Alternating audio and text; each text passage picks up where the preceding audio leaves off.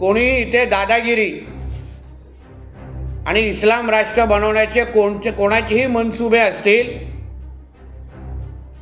तर ते आमचं हिंदुत्ववादी विचाराचं सरकार खपून घेणार नाही। जमजम न्यूज इंडिया चैनल में आपका स्वागत है। हाल ही में लाउड स्पीकर के उपयोग के संबंध में उच्च न्यायालय ने एक निर्णय पास किया है।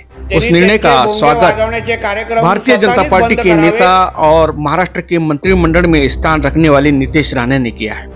नीतीश राणे महाराष्ट्र के मंत्रिमंडल में हैं। अपने बयान में नीतीश राणे ने कहा है कि जिस प्रकार से इस देश में हिंदू नागरिक कानून व्यवस्था बनाए रखते हैं और कानून का पालन करते हैं, अन्य धर्मों के लोगों को भी ऐसा ही करना चाहिए।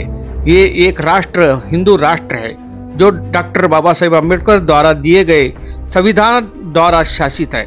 यदि कोई इस स्थान पर हार्न बजाकर कानून का उल्लंघन कर रहा हो तो पुलिस उस पर कार्रवाई करेगी। मस्जिदों को निशाना लगाते हुए नीतीश राणे ने बताया है कि हम इसके बारे में सतर्क हैं।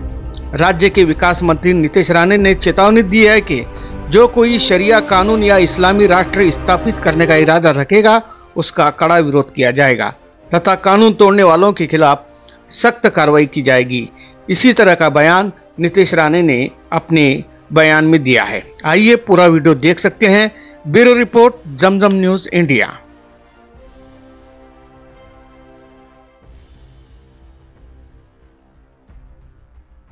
काल माननीय उच्च न्यायालयाने एक महत्त्वाचा निर्णय दिलेला आहे आणि परत एकदा शिक्कामोर्तब केलेला आहे की आमचं हिंदू राष्ट्र हे डॉक्टर बाबासाहेब आंबेडकरांच्या संविधानाच्या अनुसार चाललं आहे आणि कोणीही इथे शरिया कायदा लागू करायचा प्रयत्न करत असेल तर ते खपून घेणार नाही असा महत्त्वाचा निर्णय लाऊडस्पीकरच्या संदर्भात दिलेला आहे। काही महत्त्वाची निदर्शने ही पोलीस खात्याला पण माननीय न्यायालयाने दिलेले आहेत। ॲडव्होकेट कौशिक म्हात्रे यांनी जी याचिका टाकलेली त्याच्या संदर्भात हा अतिशय महत्त्वाचा निर्णय आलेला आहे। हे आमचं हिंदुत्ववादी विचाराचं सरकार आदरणीय देवेंद्र फडणवीस साहेब मुख्यमंत्री यांच्या नेतृत्वात चालणारं आमचं महायुतीचं सरकार माननीय न्यायालयाने दिलेल्या निर्णयाची 100% अंमलबजावणी करेल असा विश्वास मी व्यक्त करतो। कोणीही कायद्यापेक्षा मोठं नाही। कोणी इथे दादागिरी आणि इस्लाम राष्ट्र बनवण्याचे कोणाचेही मनसुबे असतील तर ते आमचं हिंदुत्ववादी विचाराचं सरकार खपून घेणार नाही असा विश्वास मी महाराष्ट्राच्या जनतेला देतो। जे हे 5 वेळा बोंगे वाजवत बसतात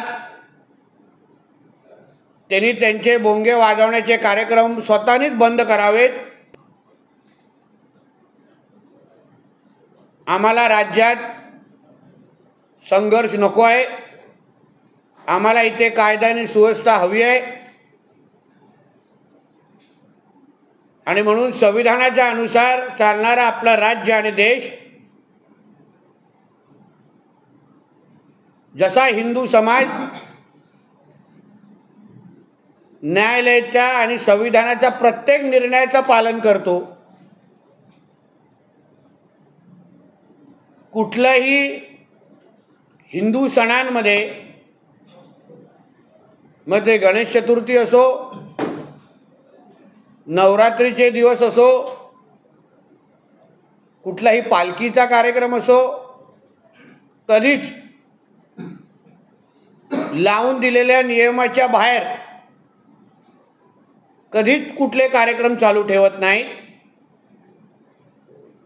स्वतःहूनच लाऊडस्पीकर बंद करतात. कधीही कुठल्या महाआरतीचा त्रास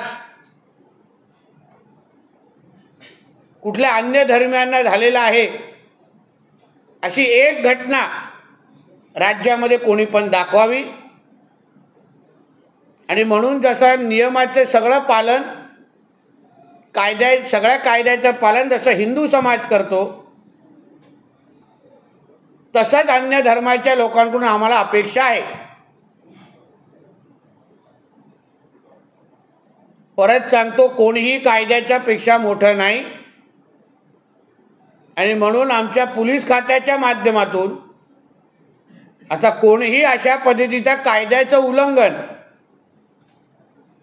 जे काही काल माननीय न्यायालयाने सांगितलेलं आहे त्या चौकटीत राहून प्रत्येकाने आपले कार्यक्रम करावेत.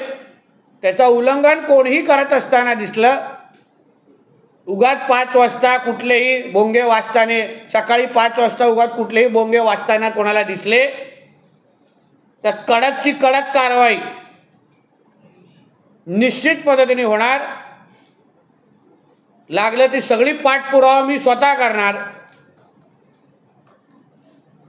पण आता कोणालाही कायदा तोडायला देणार नाही.